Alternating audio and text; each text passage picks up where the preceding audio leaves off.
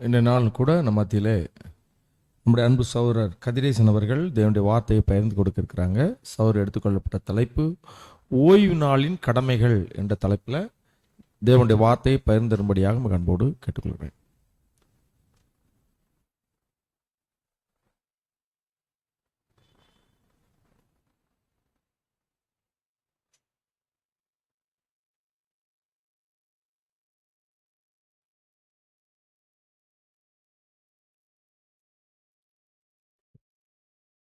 கிறிஸ்து இயேசுவுக்குள் மிகவும் அன்பாய் அழைக்கப்பட்ட அன்புக்குரிய சகோதர சகோதரிகள் யாவருக்கும் நம்முடைய பரமபிதாவாகிய தேவனாலும் கர்த்தராகிய இயேசு கிறிஸ்துவினாலும் கிருபையும் சமாதானமும் உண்டாவதாக என்ற ஒரு வாழ்த்துதலோடு நம்முடைய ஆத்மீக ஜீவித்துக்கென்றும் உள்ளான மனுஷன் புது சிருஷ்டி நாளுக்கு நாள் பலப்படும்படியாக தேவன் தம்முடைய குமாரன் மூலமாகவும் பரிசுத்த தூதர்கள் மூலமாகவும் கொடுத்த இந்த சத்தியத்தை இன்றைய நாளிலே நாம் ஒரு புதிதான ஒரு பாடத்தை கற்றுக்கொள்ளப் போகிறோம்.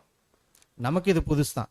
அதனால் உள்ளான மனுஷன் நாளுக்கு நாள் வளருவதற்கு ஆவியின் சத்தியத்தினால், தேவனுடைய சத்தியத்தினால் நிரப்பப்பட வேண்டும். ஸோ அந்த அடிப்படையில் நாம் இப்பொழுது ஓய்வு நாளின் கடமைகள் என்ற ஒரு தலைப்பின் கீழே நாம் இந்த ஒரு பாடத்தை பார்க்க இருக்கிறோம்.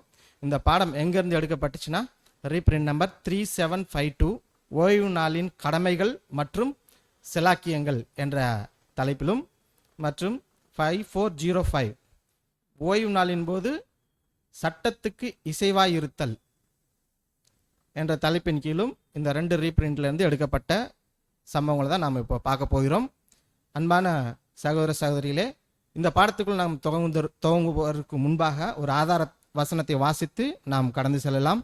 மார்க் 2ஆம் அதிகாரம் 27ஆம் வசனம். மார்க் 2ஆம் அதிகாரம் 27ஆம் வசனம். பின்பு அவர்களை நோக்கி, மனுஷன் ஓய்வு நாளுக்காக உண்டாக்கப்படவில்லை, ஓய்வு நாள் மனுஷனுக்காக உண்டாக்கப்பட்டது. ஸோ ஓய்வு நாள் யாருக்காக உண்டாக்கப்பட்டது? மனுஷனுக்காக. மனுஷன் ஓய்வு நாளை உண்டாக்கலை, தேவன் அப்படி வைக்கவே இல்லை. ஓய்வு நாள் தான் மனுஷனுக்காக உண்டாக்கப்பட்டுச்சு அப்படின்னு பார்க்குறோம். ஸோ இந்த ஓய்வு நாளை குறித்து நம்மளுடைய பொதுவான கருத்துக்கள் அடிப்படை வேதாகமத்தில் நம்ம கற்றிருந்திருப்போம். என்ன ஓய்வு நாள்னா? அடிப்படை வேதாகமத்தையே இவ்வளோ தாமதமாக சொன்னோம்னா ரொம்ப கஷ்டம். ஸோ ஓய்வு நாள்னாலே பரிசுத்தமான நாள் தான், பரிசுத்தமாக ஆசரிக்க கட வேண்டும். வேற ஓய்வு நாளுக்கு ஆண்டவராக இருக்கிறார் நம்முடைய ஆண்டவராக இயேசு கிறிஸ்து. அப்புறம் கட்டளைகளில் ஒரு பிரமாணம், ஓய்வு நாளை ஆசரிக்கணும், பரிசுத்தப்படுத்தணும். வேற ஏதாவது தெரியுமா?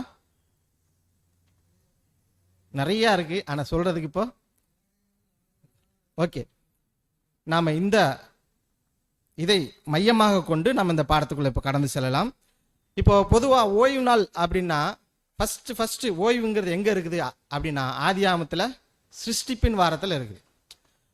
ஸோ ஓய்வு நாளை பற்றி சொல்லும்போது என்ன சொல்கிறாங்கன்னா சப்பாத் டே, சண்டே, அதாவது ஓய்வு நாள், ரெஸ்ட் டே.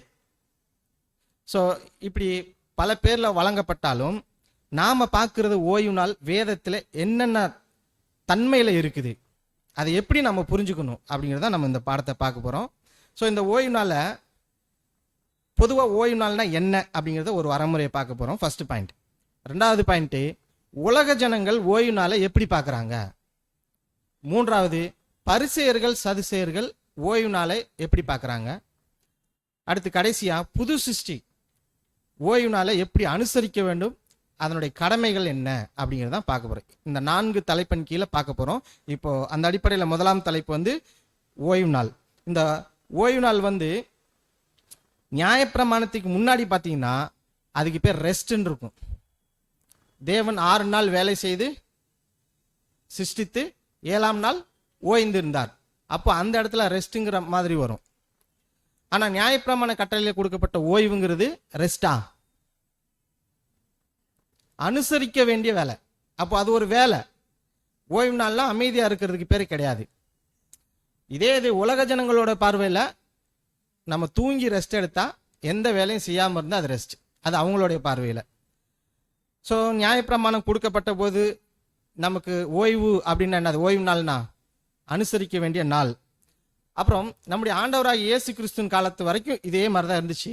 ஆனால் நம்முடைய ஆண்டவராக இயேசு கிறிஸ்து ஓய்வு நாள் என்ன செஞ்சார்? அற்புதங்கள் செஞ்சார். ஸோ இது வரைக்கும் செஞ்சதை காட்டிலும் முற்றிலும் மாறுபட்டதாக இருக்குது. அதுக்கப்புறம் ஓய்வு நாள் வந்து எப்படி மாறுதுன்னா, 50ஆம் நாளுக்கு அப்புறம் ஓய்வு நாள் வந்து ஸ்டாப் ஆகலை.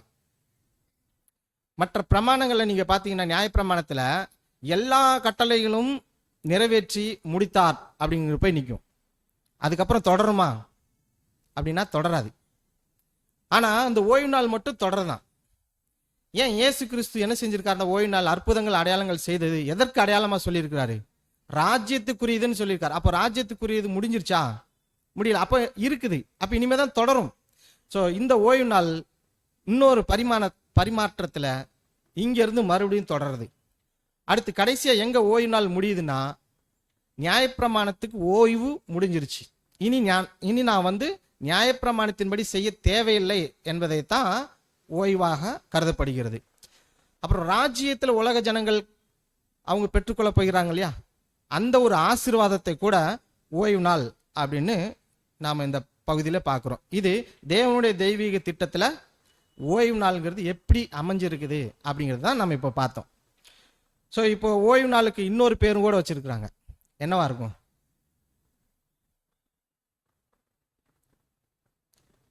இளைப்பாறுதல். சரியா? இளைப்பாறுதல் அப்படிங்கிற ஒரு வார்த்தை கூட இருக்குது. ஸோ இந்த ஓய்வு நாளை குறித்து நம்ம பார்க்கும்போது, பரிசேயர்கள் சதுசேயர்கள் வந்து இதை கடைபிடிக்கும் போது என்ன செஞ்சாங்கன்னா, ஓய்வு நாள் எப்படி கடைபிடிக்கிறாங்களா, எப்படி சொல்லப்பட்டிருக்கோ அதை விட அதிகமாக செய்யணும் அப்படின்னு ரொம்ப ஓவர் ஸ்ட்ரிக்ட் பண்ணுறாங்க, ஓவர் ரூல் பண்ணுறாங்க. அப்படி இருக்கலாமா? நியாயப்பிரமாணத்தை உள்ளதை உள்ளபடி சொன்னாலே ஜீவன் கிடைச்சிடும். ஆனால் அதையும் மீறி ஓவர் ஸ்ட்ரிக்ட். அதே மாதிரி புது சிருஷ்டிகளாக இருக்கிறவங்க என்ன நினைச்சிட்டாங்கன்னா, நம்மளுடைய ஆண்டவராக இயேசு கிறிஸ்து ஓய்வு நாளையும் மற்ற எல்லா நியாயப்பிரமாணங்களையும் நிறைவேற்றி முடிச்சிட்டார்ல, அப்போ நாம் என்ன கடைபிடிக்கணுமா அப்படிங்கிற ஒரு அசால்ட், கேர்லெஸ். இதை வந்து நம்ம கடைபிடிச்சாலும் என்ன, கடைபிடிக்கலனாலும் என்ன அப்படின்னு சொல்லிட்டு சுயநலத்தின்படி அந்த ஓய்வு நாளை அனுசரிக்கிறாங்களாம். இந்த ரெண்டு விஷயமே தப்பு அப்படின்னு சொல்றாரு. ஸோ நம்ம ஏற்கனவே பார்த்துருக்கோம், ஓய்வு நாளுங்கிறத சிருஷ்டிப்பின் காலம், நியாயப்பிரமாணத்தின் காலம், இன்னொன்று யூபிலி பிரமாணம்னு ஒன்று இருக்கு. அது என்னது? அன்னைக்கும் ஒரு ஓய்வு. ஓய்வுனா என்னன்னா, அவங்க பட்ட கடன் எல்லாம் தீர்க்கப்படும். அவங்க திருப்பி கொடுக்கலன்னாலும் பரவாயில்ல, அவர்களுடைய ஆடு மாடுகள் அவர்களுடைய சொந்தங்கள் எல்லாமே திருப்பி அவங்க கையிலே கொடுத்துருவாங்களாம். இனி வந்து பழைய மாதிரி வேலை செய்யணுங்கிற அவசியம் இல்லை. ஸோ இப்போ ஓய்வுனா நல்ல பீஸ்ஃபுல்லாக அந்த வாழ்க்கை போயிட்டு இருக்கு. ஸோ இது கூட ஒரு ஓய்வு நாள் அப்படின்னு சொல்லலாம். இளைப்பாறுதலை குறித்து சொல்லும்போது நம்முடைய ஆண்டவராக இயேசு கிறிஸ்து இளைப்பாறுதலை பற்றி என்ன சொல்லியிருக்கிறார்? வருத்தப்பட்டு பாரம் சுமக்கிறவர்களே எல்லோரும் என்னிடத்தில் வாருங்கள், நான் உங்களுக்கு இளைப்பாறுதல் தருவேன்னு சொன்னாரா? ஸோ எதிலிருந்து அப்படின்னா, அன்னைக்கு கப்பர்நகூமுக்கு நேர்ந்த சம்பவம் தான். ஸோ கப்பர்நகூம் அப்படிங்கிற ஒரு பாடத்தை படிச்சீங்கன்னா இதனோட விளக்கம் தெரியும். ஸோ பழைய ஏற்பாடு எப்படி இருக்குன்னா, நுகம் ரொம்ப கஷ்டமா இருக்கு. அதனால தான் என்னுடைய நுகத்தை ஏற்றுக்கொள்ளுங்கள், என்னுடைய நுகம் லகுவா இருக்கும். அப்போ இளைப்பாறுதலுக்குள்ள பிரவேசித்த நாம் அமைதியா இருக்கணுங்கிற அவசியம் இல்லை. இளைப்பாறுதல்னா உலக ஜனங்கள் நினைக்கிற மாதிரி ரெஸ்ட் கிடையாது, அது தொடரும். எதுல இருந்து? இயேசு கிறிஸ்துனுடைய உயிர்த்தெழுதல் இருந்து பெந்தெகோஸ்தே நாள்ல இருந்து புது சிருஷ்டிக்கான ஓய்வு நாள் தொடர்கிறது அப்படிங்கிறத நம்ம பார்க்குறோம். ஒரு வசனத்தை கூட நம்ம வாசிச்சுட்டு நம்ம கடந்து செல்லலாம். வாசிக்கலாம். எபிரேயர் 4ஆம் அதிகாரம் 3ஆம் வசனம். எபிரேயர் 4ஆம் அதிகாரம் 3ஆம் வசனம். விசுவாசியாதியவர்களாகிய நாமோ இந்த இளைப்பாறுதலில் பிரவேசிக்கிறோம். ஸோ நம்ம இந்த இளைப்பாறுதலே எந்த அடிப்படையில் நம்ம உள்ள போறோம்? விசுவாசத்தினால தான் நாம இந்த இளைப்பாறுதலை பெற்றுக்கொள்ள போகிறோம். ஸோ இப்படி நம்ம நடக்கும்போது நாம புசித்தாலும் குடித்தாலும் எழுந்தாலும் நடந்தாலும் எந்த காரியத்தை செய்தாலும் சரி, நாம் இந்த ஓய்வு நாளுக்கு ஏற்ற காரியங்களை நாம் செய்கிறோம் என்பதை நாம் மனதில் வைத்துக் கொள்ள வேண்டும். அன்பான சகோதர சகோதரிகளே, வாரத்தில் முதலாம் நாள் ஓய்வு நாள், சில இடத்துல கடைசி நாள்னு சொல்லியிருக்கு. அதே மாதிரி 7x7 7 வாரங்கள் கழித்து வரக்கூடியதும் ஒரு ஓய்வு நாள் தான். அதுக்கப்புறம் இந்த ஓய்வு நாளை கடைபிடிக்கிற விஷயத்துல சில பேர் என்ன செய்றாங்கன்னா தவறுகிறார்கள், சில பேர் சரியா செய்றாங்க. ஆனா நியாயப்பிரமாணத்தின்படி இந்த விஷயத்தை சரியா செய்தார்களா? இல்ல. சரி, இந்த ஓய்வு நாள் யாருக்கு?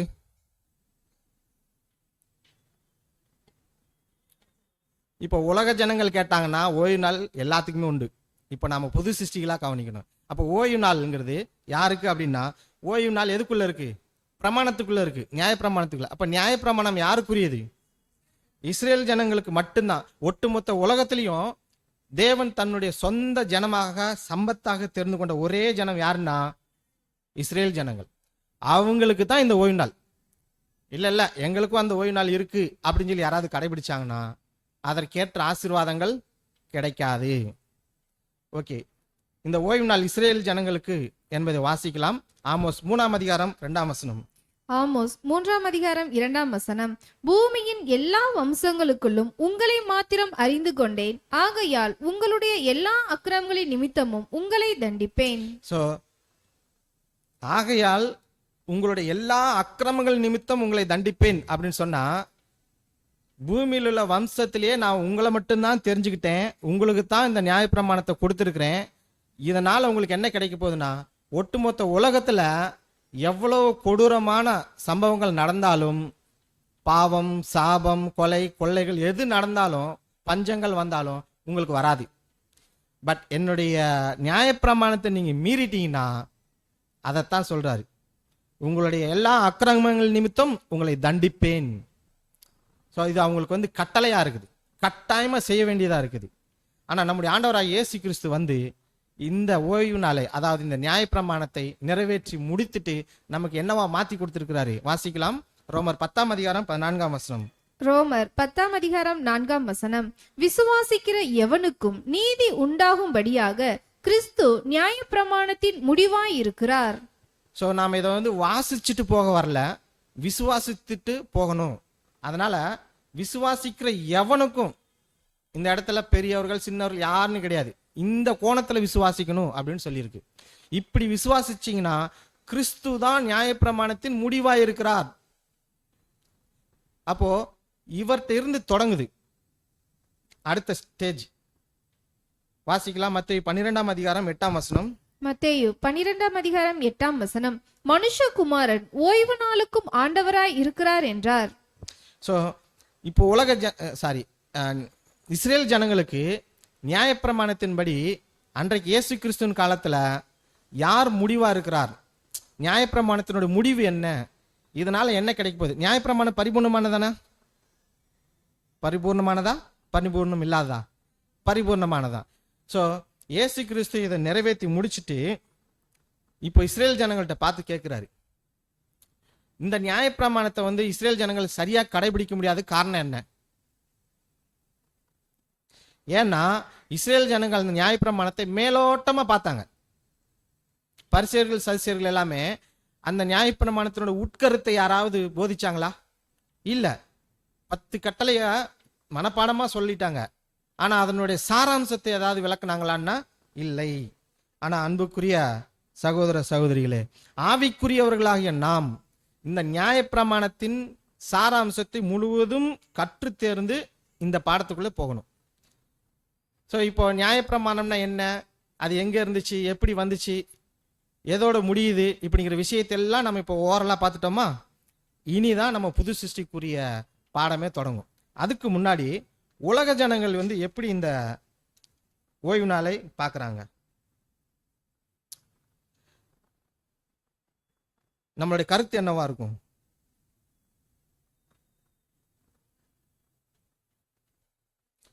ஆனா புது சிருஷ்டிக்கு பாத்தீங்கன்னா நியாயப்பிரமாணத்தின்படி கொலை செய்யாதிருப்பாயாக, களவு செய்யாதிருப்பாயாக அப்படிங்கிற பிரமாணம் எல்லாம் இல்லை. ஏன்னா 144,000 பேரா போகக்கூடிய சபை வகுப்பாருக்கு இந்த கேரக்டர் தேவையே இல்லை, இதை சொல்லணுங்கிற அவசியமே இல்லை. அதனாலதான் பழைய பிரமாணத்தை புது சிருஷ்டிக்கு கொடுக்கல. அப்படி ஒருவேளை கொடுத்திருந்தாருன்னா அவர் ஒரு தேவனே கிடையாது. தேவன் இப்படி செய்யவும் மாட்டார் அப்படிங்கிறது தான் இது ஆழமான கருத்தாக இருக்கிறது. இப்போ உலக ஜனங்கள் எப்படி பார்க்குறாங்க அப்படின்னா, உலக ஜனங்கள் நியாயப்பிரமாணத்தை கடைபிடிக்கலாமா அப்படின்னு ஒரு கேள்வி கேட்டால் எப்படி என்ன சொல்லுவீங்க? கடைபிடிக்கலாமா? அந்த கேள்வியை நம்ம ஆராய்ச்சி பண்ணவே தேவையில்லைங்கிறாரு. ஏன்னா தேவன் யாருக்கு கொடுத்துட்டாரு அந்த பிரமாணத்தை? இஸ்ரேல் ஜனங்கள்கிட்ட தான் கொடுத்தாரு. ஆனால் நம்ம உலக ஜனங்கள்கிட்ட போய் எதிர்பார்க்கலாமா? தேவையே இல்லை. ஸோ அவங்க பார்வையை அப்படியே விட்டுருங்க. ஆனால் உலக மக்கள் என்ன செய்கிறாங்களாம், கிறிஸ்தவ மண்டலத்தை பார்த்துட்டு இதுதான் கிறிஸ்துவனுடைய ராஜ்யம் அப்படின்னு சொல்கிறாங்களாம். அது மட்டும் இல்லை, இந்த மாதிரி சொல்லக்கூடிய விஷயங்கள் பொருந்தாத காரியம்.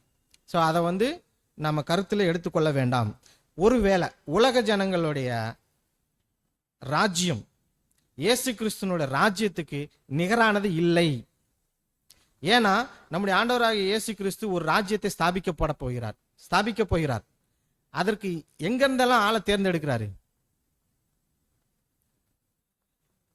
உலகத்தில் இருக்க எல்லா இடங்கள்லிருந்தும், பாஷைக்காரிலிருந்தும், ஜாதிகளிலிருந்தும், ஜனங்களிலிருந்தும் ஜனங்களை தெரிந்து கொண்டு 1,44,000 பேரை செலக்ட் பண்றாரு. ஸோ அந்த வேலைக்கு தான் போயிட்டு இருக்கு. அப்போ உலகத்துல நடக்கக்கூடிய ராஜ்யத்துக்கும் தேவனுடைய ராஜ்யத்துக்கும் ரொம்ப வித்தியாசம் இருக்குது. அதனாலதான் அவங்களால நியாயப்பிரமாணத்தின் பிரமாணங்களை கடைபிடிக்க முடியவில்லை. ஸோ வாசிக்கலாம். 2 கொரிந்தியர் 4ஆம் அதிகாரம் 4ஆம் வசனம். 2 கொரிந்தியர் 4ஆம் அதிகாரம் 4ஆம் வசனம். தேவனுடைய சாயலாய் இருக்கிற கிறிஸ்துவின் மகிமையான சுவிசேஷத்தின் ஒளி அவிவிசுவாசிகளாகிய அவர்களுக்கு பிரகாசமாய் இராதபடிக்கு இப்பிரபஞ்சத்தின் தேவனானவன் அவர்களுடைய மனதை குருடாக்கினான். ஸோ இந்த மாதிரி எத்தனை ராஜாக்கள் வந்திருந்தாலும் சரி, எந்த ராஜாவுமே நியாயப்பிரமாணத்தை கடைபிடிக்க முடியாது. காரணம் என்னன்னா, தேவனுடைய ராஜ்யத்தினுடைய ஒழுங்குமுறைகளும் சத்தியங்களும் ரொம்ப உயர்ந்தவைகள். ஆனா உலக ராஜ்யத்தினுடைய கோட்பாடுகள் எல்லாம் ரொம்ப மோசமானவைகள். அதனாலதான் சாத்தான் இவங்களுடைய கண்களை குருடாக்கி வச்சிட்டார், சத்தியத்தை பார்க்காத அளவுக்கு. அதனால இந்த ராஜ்யம் செல்லாது. ஆனா இப்போ இந்த ராஜ்யம் நடந்துட்டு இருக்கே. உலகத்துல பாருங்க எவ்வளவு பெரிய ராஜாக்கள், அரசியல்வாதிகள் இருக்கிறாங்க இல்லையா? அப்ப தேவன் இதை தட்டி கேட்கறது இல்லையா அப்படின்னா கேட்க மாட்டார். ஏன்னா உலக ராஜ்யத்தின் மீது தேவன் ஆதிக்கம் செலுத்துகிறது இல்லை. அதை அப்படியே விட்டுருவாரு. ஆனா எது வரைக்கும்? சபை நிறைவடைவது வரைக்கும் அதை வளர விட்டுருவாரு. ஆனா இது தொடர்வது இல்லை அப்படிங்கிறத நம்முடைய மூத்த சகோதரர் இதுல குறிப்பிடுகிறார். உலக ஜனங்களுக்கு இந்த கட்டளைகளை தேவன் கொடுக்கவில்லை. அதனால அவர்கள் கடைபிடித்தாலும் கடைபிடிக்காவிட்டாலும் ஒரு பிரச்சனை இல்லை. ஸோ அவங்களுக்கும் அந்த ராஜ்யத்துக்கும் தேவனுடைய ராஜ்யத்துக்கும் உள்ள வித்தியாசம் என்ன அப்படின்னா, ஒழுங்குமுறையும் தேவன் வச்சிருக்கிற ஏற்பாடும் தான் வித்தியாசம். இந்த மாதிரியான ஒழுங்கு உலகத்துல எந்த ராஜ்யமும் கொடுக்காது. ஏதாவது ஒரு ராஜ்யம் தனக்கு கீழே இருக்கிறவங்களுக்கு சுயாதீனத்தை கொடுக்குமா? கொடுக்கவே கொடுக்காது. அது மாதிரி தான். ஸோ இப்படி பார்த்தோம்னா நிறைய காரியங்கள் வித்தியாசம் இருக்குது. ஸோ வேதத்தில் நம்ம இப்போ பார்த்தோம்னு வச்சுக்கோங்க, ஒரு பிரமாணத்துக்கு ஒரு உறவு இருக்கான். ஒரு வசனத்தை வாசிச்சுட்டு கூட நம்ம போகலாம். 1 கொரிந்தியர் 2ஆம் அதிகாரம் 14ஆம் வசனம். 1 கொரிந்தியர் 2ஆம் அதிகாரம் 14ஆம் வசனம். ஜென்ம ஸ்பாவமான மனுஷனோ தேவனுடைய ஆவிக்குரியவைகளை ஏற்றுக்கொள்ளான். அவைகள் அவனுக்கு பைத்தியமாக தோன்றும். அவைகள் ஆவிக்கேற்ற பிரகாரமாய் ஆராய்ந்து நிதானிக்கப்படுகிறவைகள் ஆனதால் அவைகளை அறியவும் மாட்டான். ஸோ உலக ஜனங்கள் ஏன் இதை கடைபிடிக்க முடியலன்னா, ஆவிக்குரியவைகளை அவர்களால் நிதானிக்கவே முடியாது. அதனால அவங்களால இந்த ஒரு பிரமாணத்தின்படி வாழ முடியாது. ஸோ அப்படின்னா நியாயப்பிரமாணங்கிறது ஒரு உறவை ஏற்படுத்தக்கூடியதா இருக்குது. என்ன மாதிரியான உறவு இருக்கு அப்படின்னா, மோசே நியாயப்பிரமாணத்தை கொடுத்தார். நம்முடைய ஆண்டவராக இயேசு கிறிஸ்து அன்பின் பிரமாணத்தை கொடுத்தார். இப்போ 2 பேருமே பிரமாணத்தை கொடுத்துருக்காங்க. இந்த பிரமாணத்துக்கு ஒரு உறவு முறை இருக்குது அப்படின்னு சொல்றாங்க. என்ன உறவு முறை? நியாயப்பிரமாணத்தின்படி பார்த்தா என்ன உறவு முறை தேவனிடத்திலிருந்து வருது?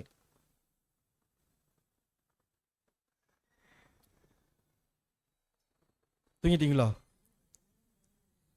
ரொம்ப சிம்பிள். ஒட்டுமொத்த உலகத்தில் இஸ்ரேல் ஜனங்களை தெரிந்து கொண்டு அவர்களை பார்த்து சொன்னார், இதை படி நீங்கள் செய்தீங்கன்னா நீங்க தான் யாரு? என்னோட சொந்த சம்பத்துனாரா, சொத்துனாரா? ஸோ இதுதான் உறவு. ஸோ ஒரு பிரமாணம் கொடுத்த உடனே ஒரு உறவு வருது பார்த்தீங்களா? அதை தான் இங்க சொல்றாரு. நம்முடைய ஆண்டவராக இயேசு கிறிஸ்து அன்பின் பிரமாணத்தை கொடுத்துட்டு என்ன சொல்றாரு? பிள்ளைங்கிறாரு. ஸோ அங்க எப்படி இருக்குன்னா, சம்பத்து சொத்துன்னா சொத்து யாரு கொடுப்பாங்க? சம்பத்து இந்த மாதிரி பணம் பொருட்கள் எல்லாம் யாரு கொடுப்பாங்க? வேலைக்காரங்களுக்கு தான் கொடுப்பாங்க. ஆனா நம்முடைய ஆண்டவராக இயேசு கிறிஸ்து சொந்த பிள்ளைக்கு கொடுக்குறாரு. இப்போ இங்க கட்டளையா இருக்குது, இங்க கடைபிடிக்க வேண்டியதா இருக்குது. கட்டளையை கண்டிப்பா செஞ்சே ஆகணும். இங்க கடைபிடிக்கணும் அப்படின்னு சொல்றது சுயாதீனம், விசுவாசத்தினால் உண்டாகக்கூடிய சுயாதீனத்தின்படி செய்யணும். ஸோ ரெண்டுக்கும் ரொம்ப வித்தியாசம் இருக்குது. சரி, நியாயப்பிரமாணத்தினால தானே உறவு முறை உண்டாகுது, அப்படித்தானே? அப்படின்னா நியாயப்பிரமாணமே கொடுக்காததுக்கு முன்னாடி அந்த உறவு எப்படி இருந்துச்சு? ஓய்வு நாளை பத்தி தான் நம்ம இப்ப பார்த்துட்டு இருக்கோம். இந்த ஓய்வு நாள் நியாயப்பிரமாணத்தில் ஒரு கட்டளையாக இருக்குது. இந்த ஓய்வு நாளை, இந்த பிரமாணத்தை கொடுத்ததுனால தேவன் நம்ம இடத்துல என்ன சொல்றாராம்? ஒரு உறவு முறையை கொண்டாடுறாரு. இது கொடுக்கறதுக்கு முன்னாடியே ஒரு சந்ததி இருந்துச்சே, ஜனங்கள் இருந்தாங்களே, முற்பிதாக்கள், அவங்களுக்கும் தேவனுக்கு என்ன உறவு? அப்படி ஒரு கேள்வி வருதா? அந்த உறவு முறை தான் இன்னைக்கு நம்ம கிட்ட எதிர்பார்க்கிறார். ஆபிரகாம் ஒரு விசுவாசத்தினால் நீதிமானாக எண்ணப்பட்டார் இல்லையா? ஆனா நியாயப்பிரமாணத்தை கடைபிடிச்சாலும் நீதிமான் ஆயிடலாம், தெரியுமா? A is equal to C, B is equal to C அப்படின்னா ஏயும் பி என்னது? ஒண்ணு. அதே மாதிரிதான் அவங்க நியாயப்பிரமாணத்தினால் நீதிமானாக்கப்படுறாங்க, ஆபிரகாம் விசுவாசத்தினால் நீதிமானாக்கப்படுகிறார். இப்போ நாம எதனால நீதிமானாக்கப்படுகிறோம்? விசுவாசத்தினால். ஆபிரகாமினுடைய சந்ததியா வர்றோம். ஸோ இப்போ உறவு முறை விசுவாசம் அப்படிங்கிற தலைப்பின் கீழே துவங்குது. அதான் கலாத்தியர் 3:29 பார்க்கிறோம். ஆபிரகாம் விசுவாசத்தினாலே நீதிமானாக எண்ணப்படுகிறார். ஆனா நாம வாக்கு தத்தங்கள்னாலும் விசுவாசத்தினால் உண்டாகிற உறவு முறையினாலும் அநேக வழிகள் நடத்தினதுனாலும் அநேக தேவனுடைய இடுக்கமான வழின்னு சொல்றோம் இல்லையா, அந்த இடுக்கமான வழிகள் இவைகள் மூலமா நம்ம வர்றதுனால தான் இந்த அனுகூலமான நிலைமைக்கு நாம வருகிறோம் அப்படின்னு நம்முடைய மூத்த சகோதரர் சொல்றார். ஸோ இப்போ நியாயப்பிரமாணத்தை பத்தி புரியல, தெரியல, யாரும் படிக்கல, நேர புதிய ஏற்பாடை படிச்சாங்கன்னா, புதிய ஏற்பாடு எதனுடைய பேஸ்ல தான் இருக்குன்னா நியாயப்பிரமாணம் நிழலோட பொருளாக தான் இருக்கு. ஸோ நிழலே தெரியாம நம்ம பொருளை பிடிச்சிட்டு இருந்தோம்னா எப்படி வந்துச்சு, எதனால வந்துச்சுன்னு 1008 கேள்வி வரும். ஒரு கேள்வி கூட விட கண்டுபிடிக்க முடியாது. ஸோ இதெல்லாம் நம்ம கற்றுக்கொண்டு தான் நம்ம புது சிருஷ்டிக்கேற்ற பிரமாணத்தை நம்ம கடைபிடிக்க போகிறோம். அப்படின்னா வாசிக்கலாம். எபிரேயர் 3:2 முதல் 6 வரை. எபிரேயர் 3:2 முதல். மோசே தேவனுடைய வீட்டில் எங்கும் உண்மையுள்ளவனாய் இருந்தது போல இவரும் தம்மை ஏற்படுத்தினவருக்கு உண்மையுள்ளவராய் இருக்கிறார். வீட்டை உண்டு பண்ணினவன் வீட்டை பார்க்கிலும் அதிக கனத்துக்குரியவனாய் இருக்கிறான். அதுபோல மோசையை பார்க்கிலும் இவர் அதிக மகிமைக்கு பாத்திரராய் இருக்கிறார். ஸோ இந்த வீடுங்கிறது எது? பிரமாணம் தான், தேவனுடைய தெய்வீக திட்டம் தான்.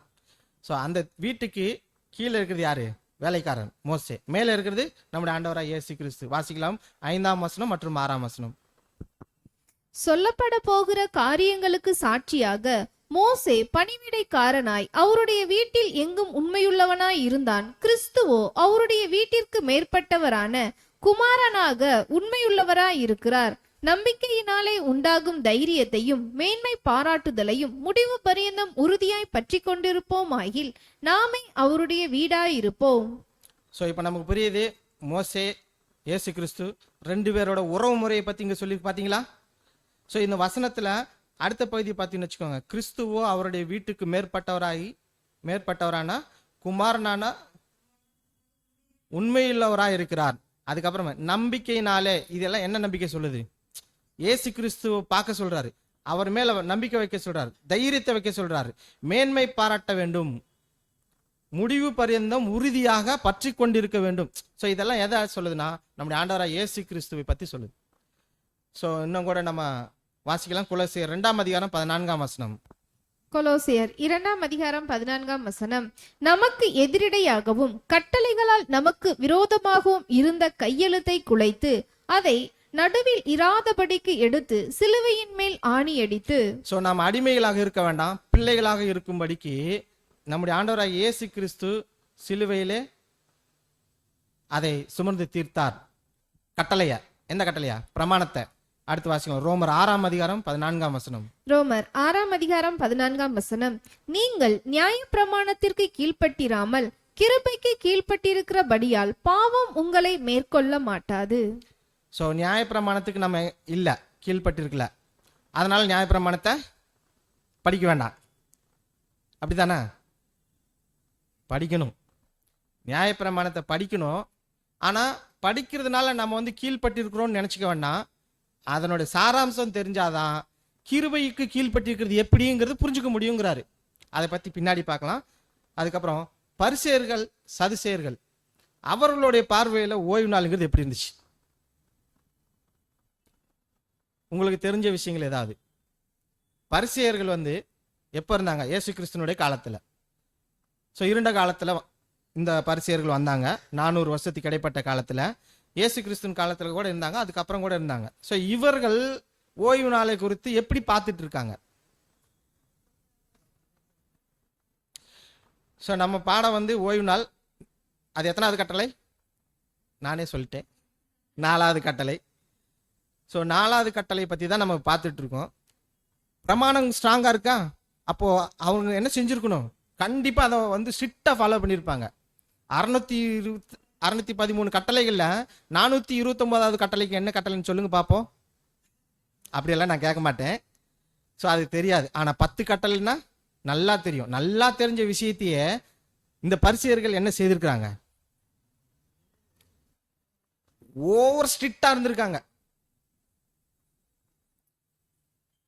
தசமபாகம் கொடுக்கணும் அப்படின்னா அவங்க பணக்காரனும் பார்க்க மாட்டாங்க, ஏழைன்னு பார்க்க மாட்டாங்க. 10ல் 1 கொடுத்தே ஆகணும். இது பயங்கரமான ஸ்ட்ரிக்ட். இல்லைன்னாலும் பரவாயில்ல, கொடுத்தே ஆகணும். இது மிதமிஞ்சிய பக்தி அப்படின்னு அவங்க நினைச்சிட்டு இருக்காங்க. ஸோ ஓய்வு நாளை குறித்து அவங்க என்ன நினைச்சிட்டு இருக்காங்கன்னா, இப்போ இருக்கிற ஜனங்களும் சரி, அப்போ இருந்த பரிசேயர்களும் சரி, மிதமிஞ்சி அந்த அனுபவத்தில் இருக்கிறாங்களாம். ஸோ ரொம்ப ஸ்ட்ரிக்டாக இருக்கணும் அப்படின்னு நினைக்கிறாங்க இல்லையா? ஒரு புது சிஷ்யனுடைய வாழ்க்கை முறை அவங்கள விட மேலே இருக்கணுமா?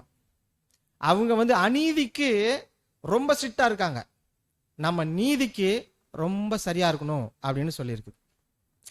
அன்றைக்கு பார்த்தீங்கன்னா ஓய்வு நாளில் என்ன செய்யக்கூடாது? வேலையை செய்யக்கூடாது. ஆனால் இன்னைக்கு என்ன செய்யலாம்?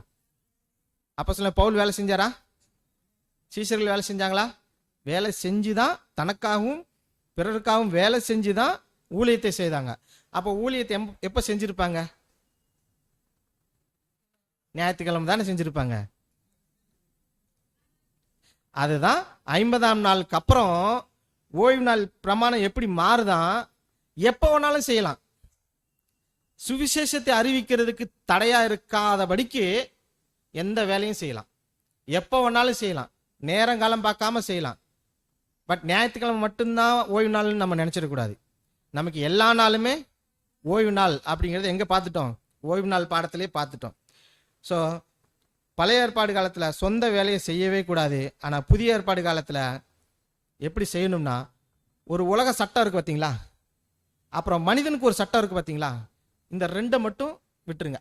அந்த சட்டத்துக்கு நம்ம எதிர்த்து நம்ம எதுவும் செய்யக்கூடாது, செய்யவும் முடியாது. இப்போ உலகம் ஒரு சட்டம் போடுது இந்த ஊரில், அப்படி ஒரு வச்சுக்கிறோமே, ஞாயிற்றுக்கிழமை இங்கே ஆராதனை பண்ணக்கூடாது அப்படின்னு சொல்லிட்டாங்க. இது யாரோட சட்டம்? உலகத்தினுடைய சட்டம். ஆனால் நமக்கு அப்படியா? நம்மளுடைய சட்டம் என்னது? எப்போ வேணாலும் நம்ம ஆராதிக்கலாம், நம்ம ஓய்வு நாளில் தான் இருக்கணும். அப்போ சனிக்கிழமை வச்சா என்ன, திங்கக்கிழமை வச்சா என்ன? இப்போ யாருக்கு கீழ்பட்டு இருக்கிறோம்? உலக ஜனங்களுக்கு பயப்படல, சட்டத்துக்கு பயப்படல, தேவனுக்கு தான் பயந்து ஓய்வு நாளை அனுசரிக்கிறோம். ஸோ இப்போ இதனோட வித்தியாசம் தெரியுதா? பழைய ஏற்பாடு காலத்தில் நடந்த ஓய்வு நாளோட நடைமுறை படுத்துதலுக்கும் புதிய ஏற்பாடு காலத்தில் நடந்த ஓய்வு நாளுடைய கடைபிடித்தலுக்கும் உள்ள வித்தியாசம் புரியுதுங்களா? ஓகே. இப்போ பரிசேயர்கள் இந்த பிரமாணத்தை உட்கருத்து என்ன அப்படிங்கிறது தெரியாமலேயே நடந்திருக்காங்க. இப்போ நாம் என்ன செய்யணும்? அந்த ஓய்வு நாளுக்குள்ள பிரமாணத்தை சரியாக புரிந்து கொண்டு அதனுடைய அர்த்தத்தினை அதனுடைய சாராம்சத்தோடு சேர்த்து நம்ம செயல்படணுமா? அப்படி அவங்க என்ன செஞ்சுட்டாங்கன்னு, இந்த பரிசேயர்கள் அதை செய்யறத தவிர்த்துட்டாங்க. ஸோ இப்போ அவங்க செஞ்ச காரியம் என்ன? ஓய்வு நாளில் போய் என்ன செய்யக்கூடாது? வேலை செய்யக்கூடாதுங்கிற விஷயத்த எங்கே போய் சொல்கிறாங்க? நம்முடைய ஆண்டவராக இயேசு கிறிஸ்து சொல்கிறாங்க. யார்கிட்ட? என்ன குற்றச்சாட்டு?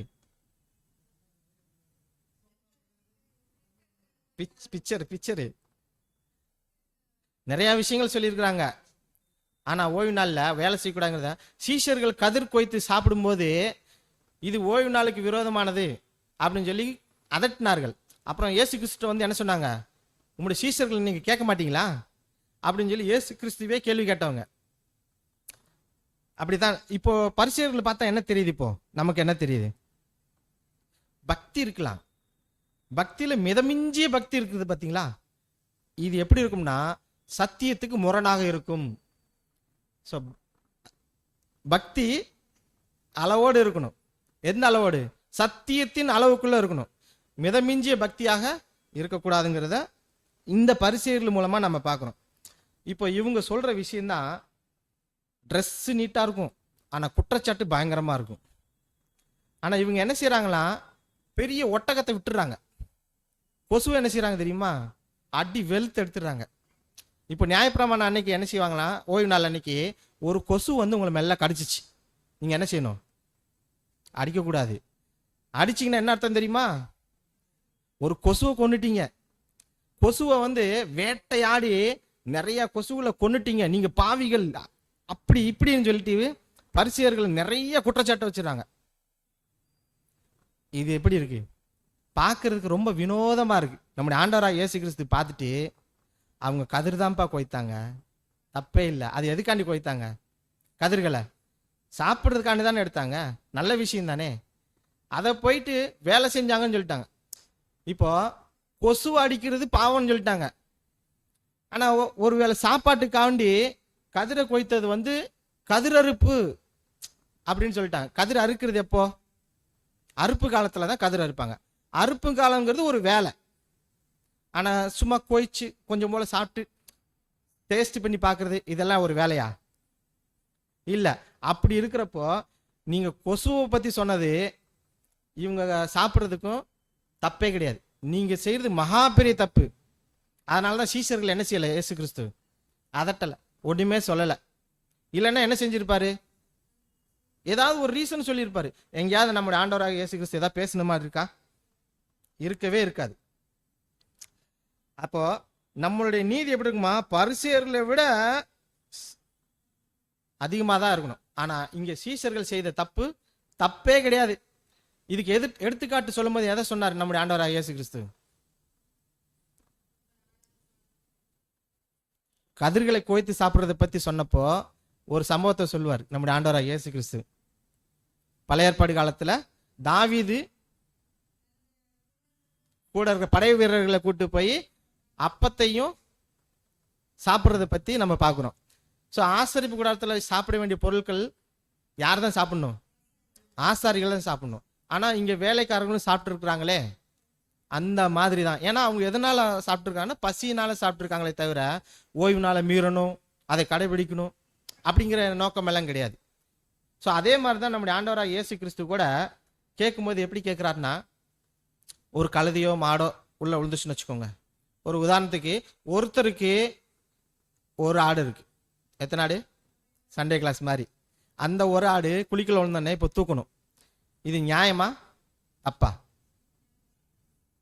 நியாயமா அநியாயமா? நியாயமா? ஓய்வு நாள் அன்னைக்கு வேலை செய்யக்கூடாதுல்ல? ஒருத்தருக்கு 100 ஆடு இருக்கு, விழுந்துருச்சு, நீ தூக்கு இல்லைன்னா பரவாயில்ல, இன்னும் 99 ஆடு இருக்கே. ஆனா ஒரு ஆடு தானே இருக்கு அந்த மனுஷனுக்கு. அப்போ அவருக்கு தூக்கி கொடுக்கலன்னா அவருக்கு நஷ்டம் தானே. ஸோ அதுக்காண்டியாவது தூக்கி விடுங்கிறார். ஸோ ஒரு ஆடுக்காண்டி, ஒரு நபருக்கு இருக்கக்கூடிய ஒரு ஆடுக்காக இவ்வளோ இறங்குறீங்களே, இந்த மனுஷனுக்கே இறங்க மாட்டேங்கிறீங்க அப்படின்னு சொல்லி பரிசேயர்களை பார்த்து நம்முடைய ஆண்டவராக இயேசு கிறிஸ்து கேள்வி கேட்கிறார். ஸோ பரிசேயர்களுடைய மனநிலைமை எப்படி இருக்குன்னா, ஓய்வு நாளை பத்தி எந்த சாராம்சமும் தெரியாது, ஆனா கடைபிடிக்கிறாங்க, மற்றவங்களுக்கு கற்றுக் கொடுக்குறாங்க. ஸோ இதுதான் அவங்களுடைய பார்வை. இப்போ அடுத்து புது சிருஷ்டிக்கான பார்வையை நம்ம பார்க்க போறோம். ஸோ புது சிருஷ்டி ஓய்வு நாளை எப்படி அனுசரிக்கணும், அதனுடைய கடமைகள் என்ன அப்படிங்கிறத இன்னும் ஒரு 10 நிமிஷத்துல பார்த்து முடிச்சிடலாம். ஸோ இப்போ ஒரு கேள்வி, ஓய்வு நாள் அனுசரிக்கணும் இல்லையா? வாரத்தின் முதலாம் நாள் அனுசரிக்கணுமா, 7ஆம் நாள் அனுசரிக்கணுமா? இந்த கேள்வி பொதுவாகவே எல்லாரும் கேட்குறாங்க வெளியில. இங்கேயும் நம்ம மூத்த சகோதரர் கேள்வி கேட்டு தான் பதில் சொல்லியிருக்கிறாரு. இப்போ நீங்கள் பார்த்தீங்கன்னா நம்ம ஆண்டவராக இயேசு கிறிஸ்து மரித்து உயிர் தெழுந்ததுக்கு அப்புறம் போய் பார்க்க போனாங்க இல்லையா? அது எந்த நாள்? வாரத்தின் முதல் நாள். சில இடங்களில் வாரத்தின் கடைசி நாள் அப்படின்னு கூட வரும். ஸோ இப்போ முதல் நாளா கடைசி நாளா அப்படிங்கிற வாதம் இப்போ வரைக்கும் வேண்டாம். ஆனால் முதல் நாளில் என்ன செஞ்சுருக்காங்கன்னா, ஒன்று கூடி தேவன் கொடுக்குற சத்தியத்தை கேட்டுட்டு இருந்திருக்கிறாங்க. யாரு? சீஷர்கள். அப்போ இது ஒரு வழக்கம். நம்முடைய ஆண்டவராக இயேசு கிறிஸ்து ஊழியம் செய்யும்போது 3.5 வருஷத்துல தன்னுடைய சீஷர்கள் எங்கெல்லாம் கூட்டு போறாரோ அப்பெல்லாம் அற்புதங்கள், அடையாளங்கள், நிறைய காரியங்கள் செய்யறாங்க. ஆனா சீஷர்கள் எல்லாம் எப்ப கூடினாங்க தெரியுமா? வாரத்தில் முதலாம் நாள்ல இயேசு கிறிஸ்துவோட கூடுவாங்களாம். எங்க இருந்தாலும் சரி முதல் நாளைக்கு இங்க அசம்பிள் ஆயிடுவாங்க. ஸோ இது ஒரு ஒழுங்கு மாதிரி அவங்களுக்குள்ள ஒரு ஐக்கியம். எப்படி நம்ம நியாயப்பிரமாணத்தை ஒரு உறவுன்னு பார்க்குறோம், அது மாதிரி இந்த இடத்துல பார்த்தீங்கன்னா ஒரு உறவை ஏற்படுத்தி கொள்கிறார்கள். அப்படி ஒரு இடத்துல கூடும்போது அப்போ அதுக்கு பேர் ஓய்வு நாளா? இல்லை.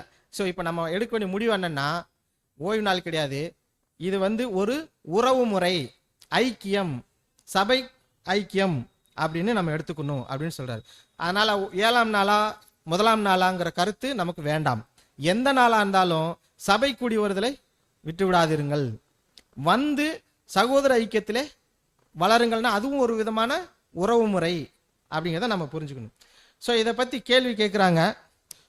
நாம் ஓய்வு நாள்னா என்னன்னு தெரிஞ்சுக்கிட்டோம், நம்ம அதை கடைபிடிக்கிறோம். ஸோ இப்போ எனக்கு ஒரு கேள்வி, நாம் போய் உலக ஜனங்கள் ஒரு ஓய்வு நாளை கொண்டாடுறாங்கல்ல, உலக ஜனங்கள்னா உலக கிறிஸ்தவர்கள், அவங்க கடைபிடிக்கிற அந்த ஓய்வு நாளை நாம் கடைபிடிக்கலாமா அப்படின்னு ஒரு கேள்வி கேட்குறாங்க. ஏன்னா அவங்க ஞாயிற்றுக்கிழமை அனுசரிக்கும் போது தானே நாமளும் அனுசரிக்கிறோம். அப்போ அவங்களோட ஓய்வு நாளை நம்ம அனுசரிக்கலாமா அப்படின்னு ஒரு கேள்வி கேட்கிறாரு. அதுக்கு மனசாட்சிக்கு முரண்படாத எந்த ஒரு விஷயமா இருந்தாலும் செய்யலாம். ஆனா அந்த ஓய்வு நாளை கடைபிடிங்க. ஆனா ஓய்வு நாள் முறைமை வச்சிருக்காங்க இல்லையா, அவங்க அந்த முறைமையின்படி செய்யாதீர்கள் அப்படின்னு சொல்றாரு. அடுத்தது, ஒருவேளை ஓய்வு நாள் இப்போ 2 பேருக்குமே இருக்கு, எல்லாருக்குமே இருக்கு. இப்போ உலக ஜனங்கள் அல்லது கிறிஸ்தவர்கள் ஓய்வு நாளை சரியா கடைபிடிப்பாங்களா, நாம ஓய்வு நாளை சரியா கடைபிடிப்போமா? நாம தான் சரியா செய்வோம். எப்படி? அதனால்தான் சத்தியத்தை அறிவீர்கள், சத்தியம் உங்களை விடுதலை ஆக்கும்னு சொல்லி அடிப்படை வேதாமத்திலிருந்து கற்றுக் கொடுத்து இங்க கொண்டு விடுறோம். இப்போ உலக ஜனங்களுக்கு ஏன் அதை கடைபிடிக்க முடியாதுன்னா, அவங்களுக்கு இதை பத்தி எதுவுமே தெரியாது. நாம தான் சரியான ஞானத்தோடு சரியான அனுசரிப்போடு நாம் அதை செவ்வையாக செய்ய முடியும். ஸோ இப்போ ஓய்வு நாள் கடைபிடிக்கிறாங்க இல்லையா, அது தப்பு கிடையாது.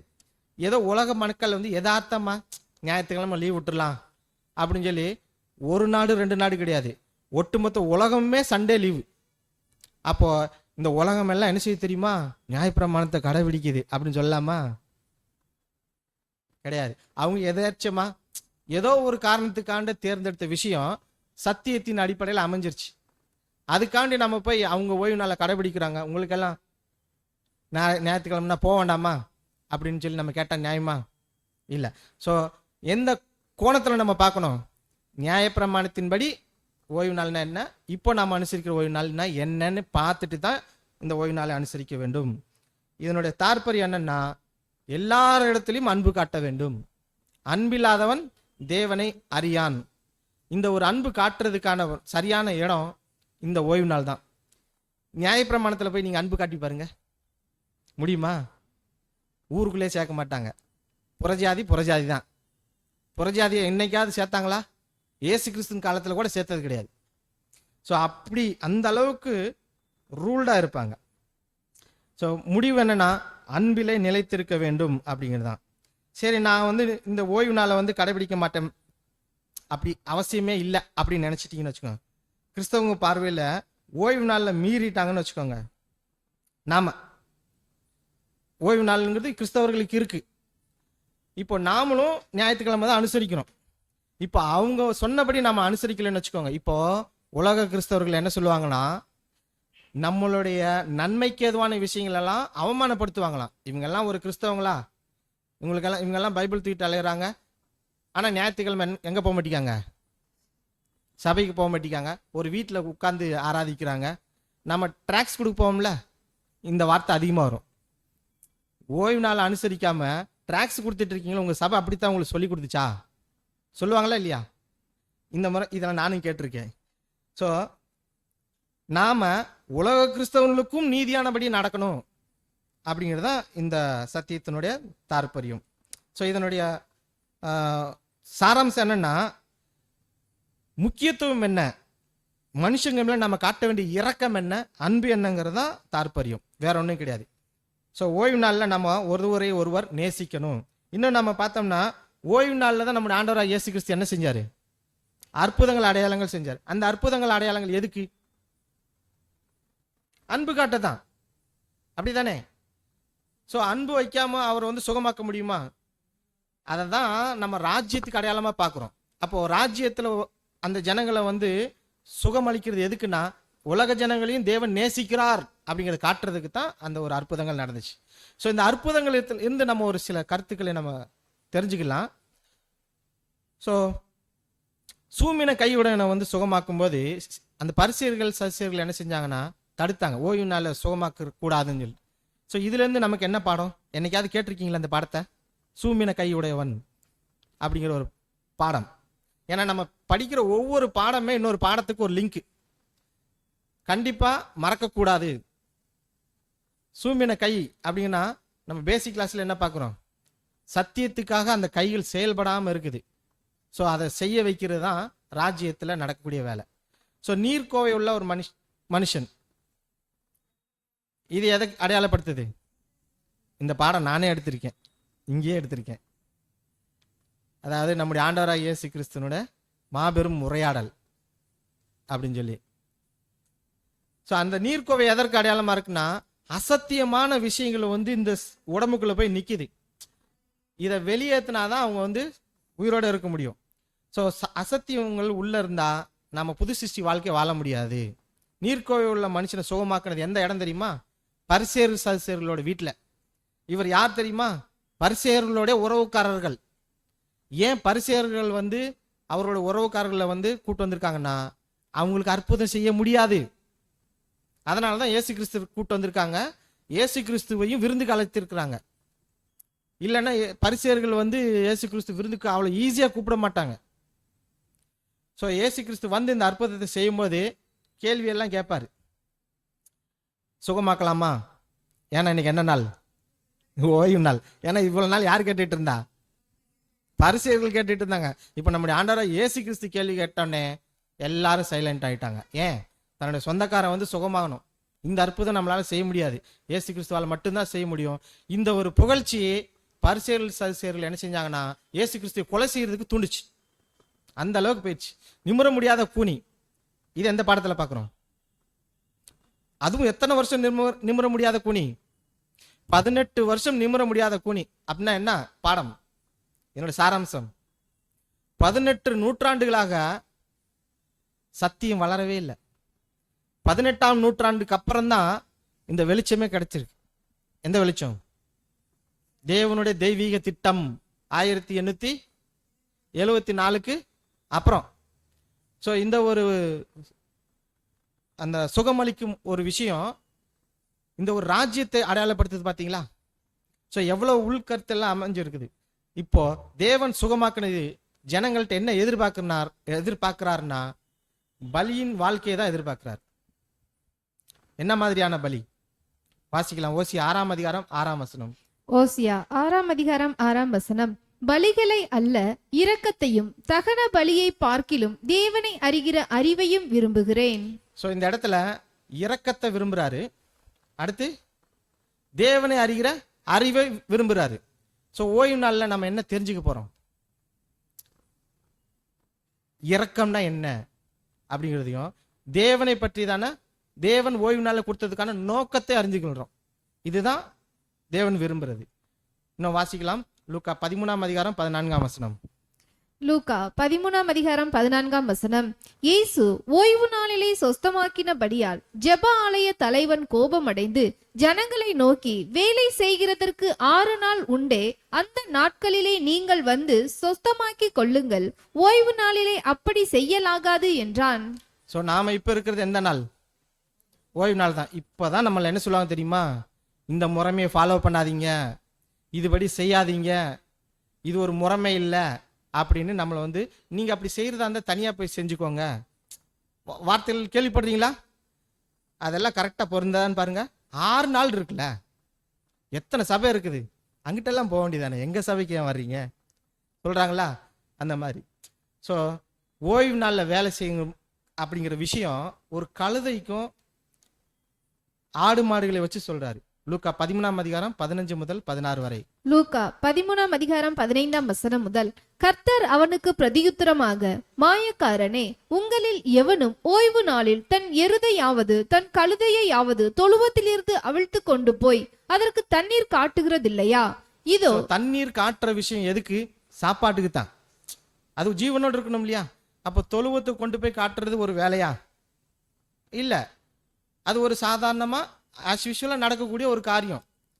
ஆனா 100 மாடுகளை கொண்டு போய் மேய்க்க போயிட்டாருன்னு வச்சுக்கோங்க, அது வேலை. ஆனா இருக்கிறப்போ தண்ணி காட்டுறதெல்லாம் ஒரு வேலை கிடையாது. ஆனா இதெல்லாம் ஒரு வேலைன்னு சொல்லிட்டு குற்றப்படுத்திட்டு இருக்காங்க. அதனாலதான் ஆண்டவராக இயேசு கிறிஸ்து அவங்களை பார்த்து நேரடியாக கேட்கிற கேள்விக்கு அவங்க பதில் சொல்ல முடியாதனால வெக்கப்பட்டு போயிட்டாங்க. அதனால அங்க இருக்கிற ஜனங்கள் எல்லாரும் சுகமாக்குனதுனால சந்தோஷப்பட்டாங்க. ஸோ தேவனுடைய ராஜ்யத்தில் இருந்தாலே சந்தோஷம்தான், அற்புதத்துல இருந்தாலே சந்தோஷம்தான். ஸோ இப்படி ஒரு சந்தோஷமான இந்த ஒரு அற்புதத்திலிருந்து நம்ம தெரிந்து கொள்கிறோம் என்னன்னா, தேவனுடைய நமக்கு கொடுத்த அந்த ஓய்வு நாள் எப்படிப்பட்டது அப்படின்னா, ஒரு ஓட்டப்பந்தயம் மாதிரி தான். சாதாரணமாக ஓடும்போது தடைகள் இருக்கும். ஆனால் இந்த ஓட்டப்பந்தயத்தில் ஒரு லக்கை நோக்கி வேகமாக ஓடுற இந்த மாதிரி ஒரு ஓட்டம் இருக்கு தெரியுமா?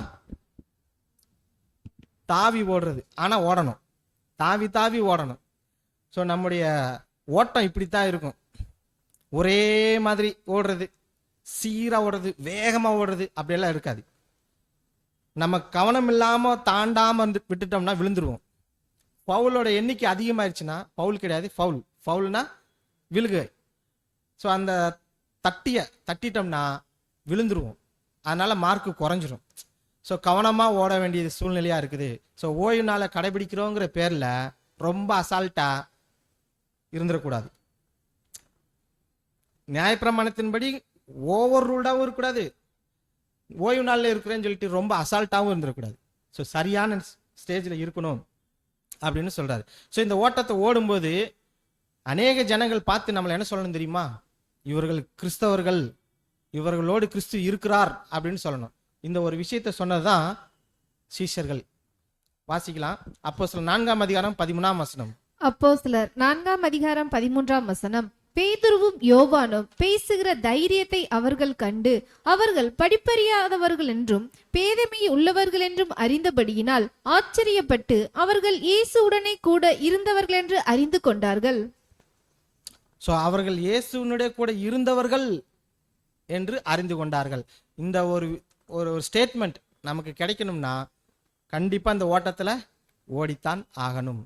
பாதியில நின்றுட்டு என்னை ஏன் யாரும் புகழலை அப்படின்னு சொல்ல முடியுமா? முடியாது. ஸோ ஓய்வு நாளுக்குன்னு ஒரு கடமை இருக்கு இல்லையா? கடமை இருக்கா இல்லையா? இருக்கு. பழைய ஏற்பாடு காலத்தில் என்ன கடமை? வேலையே செய்யக்கூடாதுங்கிறது தான் கடமை. இங்கே வேலை செய்யணுங்கிறது தான் கடமை. ஸோ அந்த வேலையை எப்படி நம்ம செய்ய போகிறோம் அப்படிங்கிறத வாசிக்கலாம். இந்த விலையேற பெற்ற அப்படிங்கிற பகுதியிலிருந்து வாசிக்கலாம். இந்த விலையேற பெற்ற நாளை கர்த்தரிடமிருந்து பெற்றுக்கொண்ட அருளாகவும் அல்லது உதவியாகவும் மற்றும் கிருபையிலும் அறிவிலும் அன்பிலும் வளர்வதற்கான மாபெரும் ஸ்லாக்கியமாகவும் மற்றும் வாய்ப்பாகவும் கருத வேண்டும் என்பதே. இந்த ஒரு வாய்ப்பு நமக்கு கிடைச்சிருக்குங்கிறது பார்த்தீங்களா? அதை ஒரு மகிழ்ச்சியோடு செய்யணுமா? ஓய்வு நாள சபை கூடி வருது தான் ஓய்வு நாள், சகோதரர்களை சந்திக்கிறது தான் ஓய்வு நாள். ஸோ இப்படி சத்தியத்தை பகிர்ந்தும் போது கூட நம்ம ஓய்வு நாளை அனுசரிக்கிறோம். இப்படி செய்யறது நமக்கு சந்தோஷமாகவும் புத்துணர்ச்சியாகவும் மகிழ்ச்சி தரக்கூடியதாகவும் இருக்கும். அந்த உலகத்துல நம்மள மாதிரி யாரும் சந்தோஷமாவே இருக்க முடியாது. இன்னொரு பக்கம் உலகம் நம்மளை கவனிக்குது அப்படிங்கிறத மைண்டில் வச்சுக்கோங்க. நான் பொதுவாக சொல்லுவேன், நாம் மற்றவங்கள பார்க்குறது 2 கண்ணு, நம்மளை மற்றவங்க பார்க்குறது நிறையா கண்ணு, 1000 கண்ணுன்னு சொல்லுவேன். ஸோ அது மாதிரி உலகமே நம்மளை பார்த்துட்டு இருக்கு. ஆனால் இன்னைக்கு நமக்கு ஏதாவது தெரியுதா? தெரியாது. சாத்தான் நம்மளை பார்த்துட்டு இருக்கான், தெரியுதா? அப்போ சாத்தானோட தூதர்களை என்ன செய்ய வைப்பான்? பார்க்க வைப்பான். அதே மாதிரி தான் விழுந்து போன சகோதரர்கள், மற்ற உலக கிறிஸ்தவர்கள் எல்லாரையும் கொண்டு நம்மளை பார்க்க வைப்பான். 1,44,000 பேர் உயர்ந்திருக்கும் போது தெரியும். ஸோ அதனால நம்ம இந்த ஓய்வு நாளை கடைபிடிக்கும் போது மகிழ்ச்சியோடும் சந்தோஷத்தோடும் நாம் கடைபிடிக்கணும். உலகமே நம்மளை கவனிச்சிட்டு இருக்கு அப்படிங்கிறத மறந்து விடாதீர்கள். வாசிக்கலாம். மாபெரும் சிலாக்கியமாகவும் மற்றும் வாய்ப்பாகவும் கருத வேண்டும் என்பதே நாம் அளிக்கும் புத்திமதியாகும்.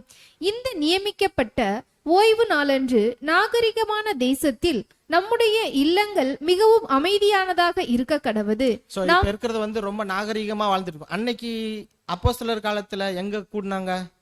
வீடுகளில் தான் கூடினாங்க. இன்னைக்கு நம்ம சபைங்கிற ஒரு பகுதியில் கூடுறோம். ஸோ வீட்டில் எப்படி இருந்திருப்பாங்கன்னா அவங்களுடைய சூழ்நிலைகள் எல்லாம் தெரியும். அப்படித்தான் அவங்க அனுசரிப்பு இருந்திருக்கும். அப்போ சபையில் எப்படி இருக்கும்? இப்போ சபையில் எப்படி இருக்கும்? பாபிலோனில் இருந்த மாதிரி நம்மளும் சத்தம் போட்டு பண்ணலாமா? அப்படின்னா சத்தமே வரக்கூடாதான். நாம மற்றவர்களுக்கு இடையூறு இல்லாத அளவுக்கு நம்ம இந்த ஓய்வு நாளை அனுசரிக்க வேண்டும் அப்படின்னு சொல்றாரு. லௌகீகமான இன்பங்கள், ஆரவார சத்தங்கள் இல்லாமல் இருக்க கடவுது. அப்ப நம்ம அடுத்த கூடுகள் என்ன செய்யணும்? பாட்டு படிக்கும்போது ஓ சவுண்டு பெருசா ஏன் சவுண்டு பெருசான்னு போடவே கூடாது. வாசிக்கலாம். நாம் வசிக்கும் வீடுகளில் அல்லது இடங்களில் வேலை புரிகின்ற எவ்வித சத்தங்கள் அல்லது லௌகீக இன்பங்களின் ஆரவார சத்தங்கள் இல்லாமல் இருக்க கடவது. ஆனால் நம்பிக்கையின் அன்பின் விசுவாசத்தின் சந்தோஷங்கள் பெருக கடவது. சோ நாம கூடி வரும்போது ஓய்வு நாள்ல என்ன பெருக கடவுது? நம்பிக்கையும் அன்பும் விசுவாசமும் வரணுமா? இந்த நம்பிக்கையோடு நம்ம இங்க இருந்தோம்னா நாம சரியான நிலையில இருக்கிறோம் என்பதை நாமளே உறுதி பண்ணிக்கொள்வோம். ஸோ நான் எனக்கு அன்பு இல்லை, விசுவாசம் இல்லை, எனக்கு ஒரு நம்பிக்கையே இல்லை அப்படிங்கிற ஒரு ஸ்டேஜ் வந்துருச்சுன்னா நம்மளே மார்க் பண்ணிக்க வேண்டியதான் நம்ம எந்த இடத்துல இருக்கிறோம் என்பதை. வாசிக்கலாம். மேலும் நம்முடைய மகிழ்ச்சியான இருதயங்கள் நம்முடைய மகிழ்ச்சிகரமான வார்த்தைகளிலும் தொனிகளிலும் பார்வைகளிலும் வெளிப்பட கடவது. இப்ப நமக்கு வெளிப்பட வேண்டிய காரியம் என்ன? வாசிச்சாங்கல்ல, கனவு கண்டீங்களோ? எது பெருக கடவுது? மகிழ்ச்சியான வார்த்தைகள் வருதா? ஒருத்தர் பார்க்கும்போது. அடுத்து தொனிகள். எந்த மாதிரி தொனி? சந்தோஷத்துல ஒரு சத்தம் வரும் தெரியுமா? அந்த மாதிரி இருக்குதா? சபை கூடி வரும்போது நம்முடைய பார்வை தெளிவா இருக்குதா? சத்தியத்தின்படி பார்க்கிறோமா அல்லது மாம்சத்தின்படி பார்க்கிறோமா? ஸோ பார்வையிலும் கிரியையிலும் செயலிலும் வார்த்தையிலும் நம்மளுடைய தொனி எப்படி இருக்கணும்? இதுல தான் நம்ம வளரணுங்கிறார். ஸோ ஒரு விஷயத்துல பெருகணும், ஒரு விஷயத்துல வளர வேண்டியது இருக்கு. அடுத்து வாசிக்கலாம். இவ்விதமாக கர்த்தருக்குள் நாம் கொண்டிருக்கும் நம்முடைய மகிழ்ச்சியும் நம்முடைய தன்னடக்கமும் நம்மோடு காணப்படும் அனைவருக்கும் வெளியரங்கமாகி அவர்கள் நாம் இயேசுவோடு கூட இருந்தவர்கள் என்றும் அவரிடமிருந்து கற்றுக்கொண்டவர்கள் என்றும் அறிந்து கொள்வார்கள். இதுல இருந்து நம்மளை பார்க்கும்போது எப்படி தெரிஞ்சுக்கணுமா? நம்மோடு காணப்படும் அனைவரும் வெளியரங்கமாகி அவர்கள் நாம் இயேசுவோடு இருந்தவர்கள்னு சொல்லணுமா? நம்முடைய தன்னடக்கம் இதெல்லாம் சபையாருக்கு தெரியணுமா? ஏன் தன்னடக்கம், உங்கள் தன்னடக்கம் ஒருவருக்கு ஒருவருக்கு தெரிந்திருக்க கடவுது. எப்படி இருக்கு? உங்கள் அன்பு மாயமற்றதா இருப்பதாக. அது வந்துச்சுனால என்ன வந்துடும்? தன்னடக்கம். என்னுடைய சகோதரர் எந்த அளவுக்கு தன்னடக்கமா இருப்பார். தன்னடக்கம்னு என்ன? அதுதான் படிச்சுட்டு இருக்கோம். தன்னடக்கம் நம்முடைய ஆண்டவராக இயேசு கிறிஸ்து சொல்லி கொடுத்த சத்தியத்துக்குள்ள இருக்கணும். அதுதான் தன்னடக்கம். அந்த சத்தியத்தை மீறி நான் ஒரு புது டாக்டரின்னு சொல்றேன்னு சொல்லிட்டு மேலோங்கி போயிட்டாங்கன்னா இப்ப தன்னடக்கம் என்ன ஆயிடுச்சு? இல்லைன்னு ஆயிப்போச்சு. ஸோ அந்த தன்னடக்கம் மற்றவங்களுக்கு தெரிந்திருக்கும்படி இருக்க கடவுது. இதைத்தான் நான் அவர்கள் இயேசுவோடு இருந்தவர்கள் அப்படிங்கிற வசனத்தை கூட இப்ப நம்ம வாசிச்சோம். இது நம்மளுடைய கடமை. அன்பான சகோதர சகோதரிகளே, இப்ப நம்ம பார்த்துட்டு இருக்கிறது ஓய்வு நாள்ல இருக்கக்கூடிய கடமைகள், நம்ம செய்ய வேண்டிய காரியங்கள். வாசிக்கலாம்.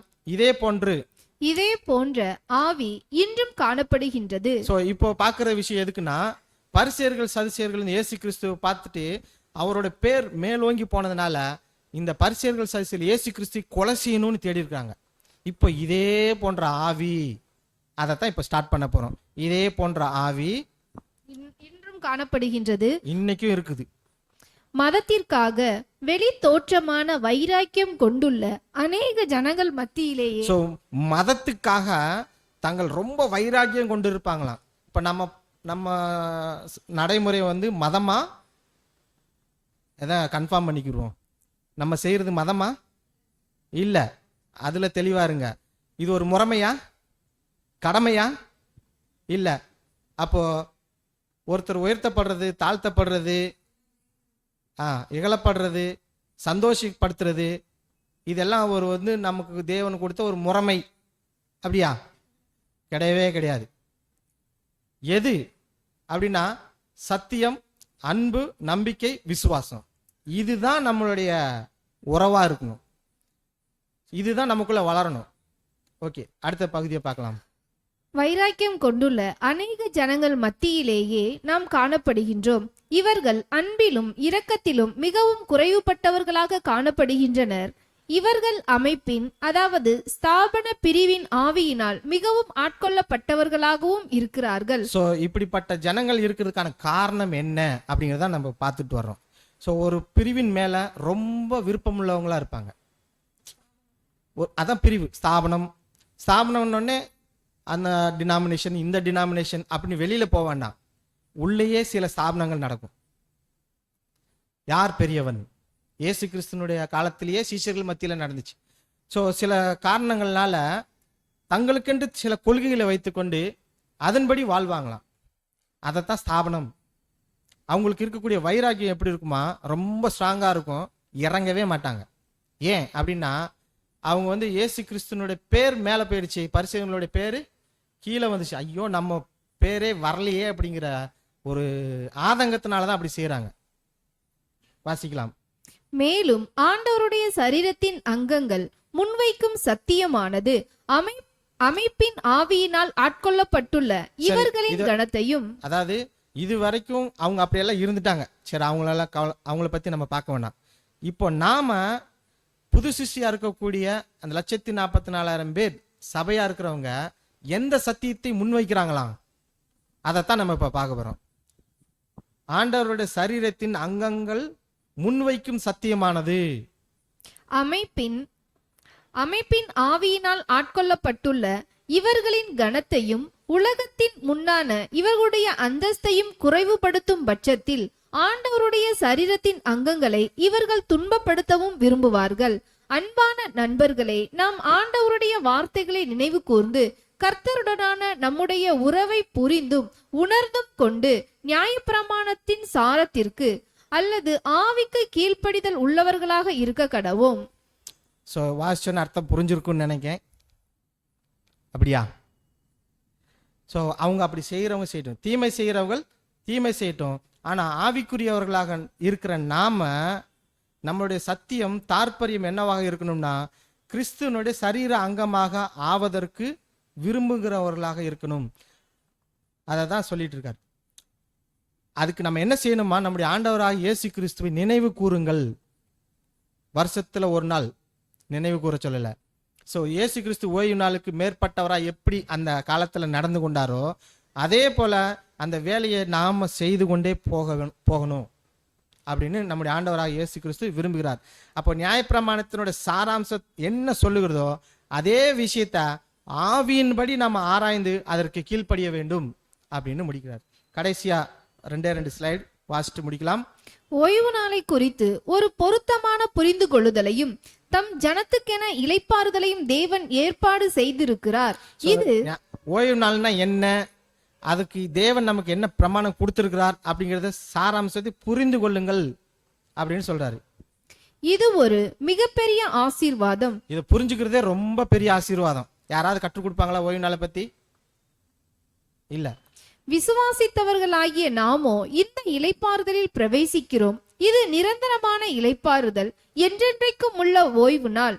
விசுவாசிக்கிற நாம் எல்லாருக்கும் விசேஷ வாய்ப்புகளை பெற்றிருப்பதில் மகிழ்ச்சி அடைந்து கர்த்தருடைய நாமத்தில் ஒன்றிணைந்து தங்களை ஸோ இந்த மாதிரியான ஒரு ஓய்வு நாளுக்குள்ள நம்ம இருக்கிறோம் அப்படிங்கிற விஷயமே ரொம்ப மகிழ்ச்சிகரமான ஒரு விஷயம். நீங்கள் நியாயப்பிரமாணத்தில் இப்படியெல்லாம் ஒன்று கூட முடியாது, ஒருவர் தாங்க முடியாது. ஆனால் இப்போ இருக்கக்கூடிய இந்த ஒரு அனுசரிப்பு முறை ரொம்ப விசேஷமானது. ஆனால் இதை சாதாரணமாக பார்த்தா, அதனால தான் நான் முதல்ல சொன்னோம், மாம்சத்தின்படி இவைகளை அறிய மாட்டார்கள், ஆனால் ஆவியின்படி நடக்கிறவர்கள் ஆவிக்கற்றவர்களை அறிந்து கொள்வார்கள். ஸோ இப்படிப்பட்ட சத்தியங்களை நமக்கு கொடுத்ததே ரொம்ப சந்தோஷமான விஷயம் அப்படின்னு சொல்றாரு. தாங்கள் கர்த்தருடைய நாமத்தில் ஒன்றிணைந்து தங்களை ஒப்புக்கொடுத்து அவரை தொழுது கொள்ளவும் துதிகளை ஏறெடுக்கவும் வேத வாக்கியங்களை கற்கவும் சகோதர ஐக்கியத்திலும் ஈடுபட வேண்டும். ஸோ இதை ஒவ்வொரு பாயிண்டா பார்த்தா நல்லா இருக்கும். ஸோ கம்மா போட்டிருக்கிறப்போ நிறுத்தி வாசிங்க. அதாவது அவரை தொழுது கொள்ளவும், அடுத்து துதிகளை ஏறெடுக்கவும், நிறுத்தி வாசிங்கன்னா நல்லா புரியும். ஃபர்ஸ்ட் தொழுது கொள்ளணும். அப்போ ஓய்வு நாளில் தான் இந்த மாதிரியான காரியங்கள் செய்ய முடியும். துதிகளை ஏறெடுக்க முடியும், வேத வாக்கியங்களை கற்கவும் சகோதர ஐக்கியத்திலும் ஈடுபட வேண்டும். அடுத்து வாசிக்கலாம். எந்த நாள் என்று பொருட்படுத்தாமல் அப்போஸ்தலர் நமக்கு அறிவுறுத்துவது போல சபை கூடி வருதலை சிலர் விட்டுவிடுகிறது போல் நாம் விட்டுவிடாதபடி நாளானது சமீபித்து வருவதை எவ்வளவாய் காண்கிறோமோ அவ்வளவு அதிகமாய் புத்தி சொல்ல கடவோம். ஸோ நாளானது எவ்வளவு சமீபமாய் இருக்கிறதோ அவ்வளவாய் நாம் என்ன செய்யணும்? புத்தி சொல்லி அவர்களை இந்த ஓய்வு நாளினுடைய வேலைக்குள்ள அழைக்கணும். ஸோ நம்முடைய ஆண்டவராக இயேசு கிறிஸ்து இந்த ஓய்வு நாளுக்கு ஒரு புதிய ராஜ்யத்தை தேர்வு செய்திருக்கிறார். அந்த ராஜ்யத்துக்கு 1,44,000 பேர் தேவை. அந்த வேலை நடக்கிறதுக்கு இந்த ஓய்வு நாளை தான் பயன்படுத்துகிறார். அதில் நாமெல்லாம் ஒரு சரீர அங்கமாக வந்து சேர்ந்து தேவனுக்கு பிரியமான ஒரு வாழ்வையும் இந்த ஓய்வு நாளுக்குள்ள முறைமைகளையும் தெரிந்து நாம் வாழ தேவன் தாமே ஆசீர்வதிப்பாராக. ஆமேன். பொறுமையோடு கேட்டவங்கள் அனைவரையும் தேவன் தாமே ஆசீர்வதிப்பார்.